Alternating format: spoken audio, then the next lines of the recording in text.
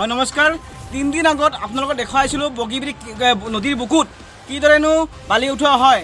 আজি আপোনালোকক দেখাম কিদৰে খহি গ'ল নদীৰ পাৰত, কিদৰে খহি গ'ল। আজি গছৰ সৈতে উভৰি গ'ল কলঙৰ বুকুত। চাওক, আজি এই খহা নহয় আৰু খহিব। চৰকাৰে যদি এই ক্ষেত্ৰত কোনো গুৰুত্ব নিদিয়ে